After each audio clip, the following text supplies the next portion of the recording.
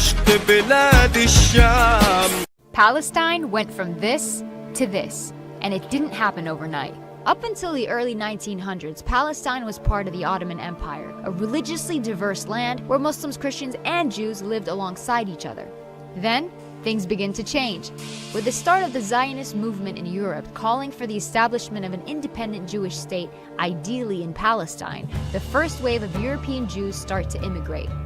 By the end of World War I, the Ottoman Empire collapses and Palestine is under British rule. It's 1917. Britain declares its support for a Jewish homeland in Palestine.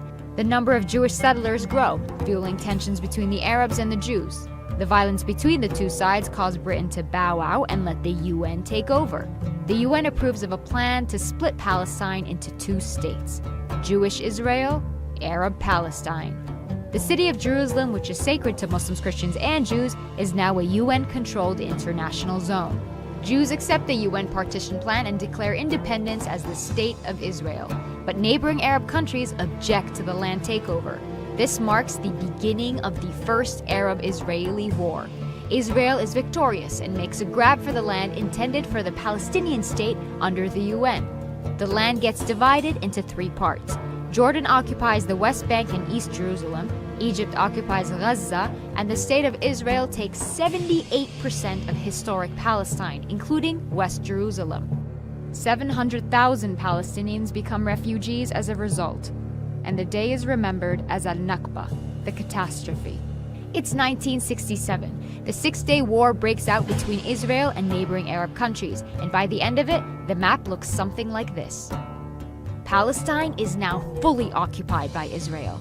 Despite the absence of a formal peace treaty, things start simmering down. Then Israelis start settling into Gaza and the West Bank, resulting in an Israeli-Palestinian struggle that gives rise to the PLO, the Palestinian Liberation Organization. Their main goal? To liberate Palestine from Israel by any means necessary.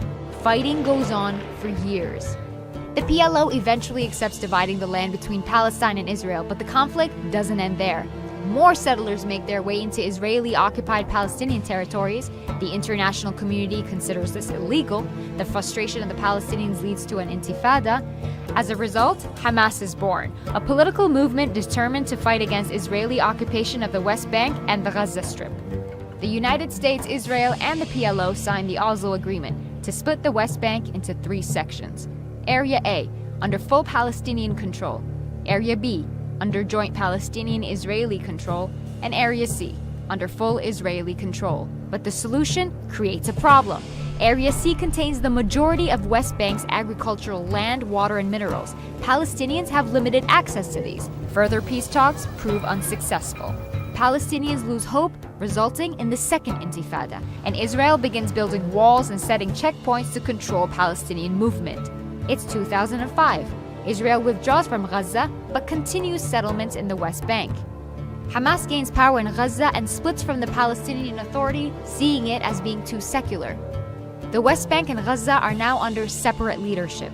Israel imposes a blockade restricting any form of movement by land, air, or sea. It's 2017, and this is the current situation of Palestine. There are solutions on the table, but will we see them implemented in our lifetime?